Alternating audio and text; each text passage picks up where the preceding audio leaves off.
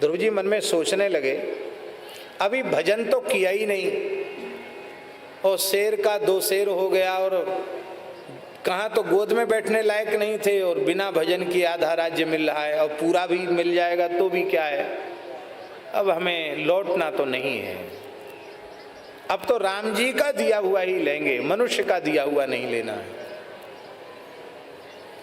श्री नारद जी ने कृपा की, द्वादशाक्षर विद्या का उपदेश किया, और श्री ध्रुव जी ने द्वादशाक्षर मंत्र का जप किया, वासुदेव मंत्र का जप किया। आजकल तो वासुदेव मंत्र का भी लोग कीर्तन कराते हैं, कथाओं में पाठ में कीर्तन कराते हैं वासुदेव मंत्र का। ध्यान से सुनो, जप के मंत्र का उच्चारण नहीं किया जाता स्पष्ट, गुह्य नहीं, परमो गुह्य, अत्यंत छिपाने योग्य मंत्र है, इसका स्पष्ट उच्चारण मत करना,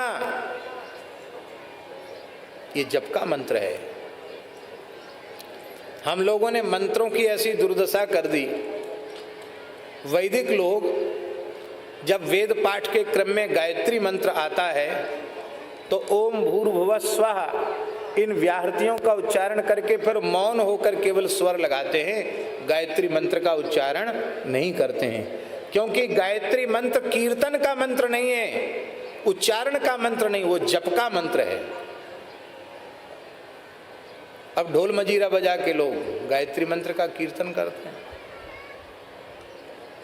शास्त्र निषिद्ध है। यज्ञ बहुत अच्छा हो रहा है, ब्राह्मण देवता बहुत अच्छी प्रकार से यज्ञ कर रहे हैं, लेकिन जो श्री राम तारक मूल मंत्र का जो उच्चारण करके आहुति दे रहे हैं, ये अनुचित है। आप केवल स्वाहाकार बोलो।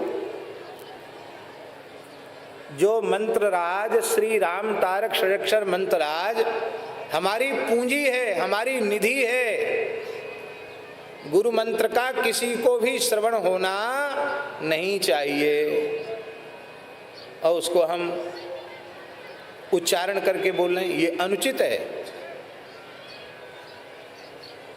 लेकिन वो परंपरा चल पड़ी है, किसी को कुछ कहो तो बुरा लग जाएगा, पर क्या करें, हमारे मुंह से निकल जाती है। अब पुस्तक में सब लिखा है,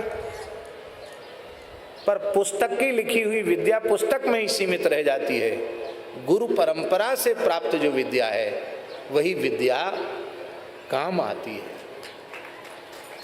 इसलिए अपने मन से कुछ नहीं, गुरुजनों की कृपा से, उनके आशीर्वाद से, उनके द्वारा बताए हुए निर्दिष्ट पथ पर चल करके ही साधन करना चाहिए, मनमुखी तरीके से नहीं। गुरुजन जो बता दें, जैसा बता दें, उसमें पूरी श्रद्धा करके वहां साधन में लग जाओ, काम बन जाएगा। यज्ञोपवीतधारी द्विजाति यति, उन्हें प्रणव युक्त पंचाक्षर का जप करना चाहिए, और जो अनुपवीति हैं, चतुर्थ वर्ण के लोग अथवा माताएं, उन्हें शिवाय नमः इस प्रकार से जप करना चाहिए। शास्त्र में तो यही लिखा है, लेकिन अब तो सब ठीक है, ढोल मजीरा बजाओ और गाओ, कीर्तन करो। मंत्रों के ये मंत्रों का तिरस्कार है, उससे मंत्र प्रभावहीन होते हैं। कीर्तन करना है तो श्री राम जय जय राम, इसका जप भी कर सकते हो, कीर्तन भी कर सकते हो, खूब नाम संकीर्तन करो, लेकिन मंत्र जो जप के योग्य मंत्र हैं उनका जप ही करना चाहिए। कुछ मंत्र ऐसे हैं जो कीर्तन भी किए जा सकते, जैसे श्री राम जय जय राम, ये विजय मंत्र है, इसका जप भी किया जा सकता, कीर्तन भी।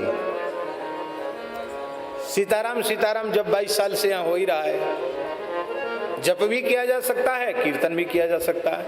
लेकिन श्री राम तारक मंत्रराज और जो भी गुरु परंपरा से प्राप्त नारायण मंत्र, कृष्ण मंत्र, राम मंत्र, वासुदेव मंत्र, ये जो जप के मंत्र हैं उनका जप ही होना चाहिए, उनका स्पष्ट उच्चारण नहीं होना चाहिए।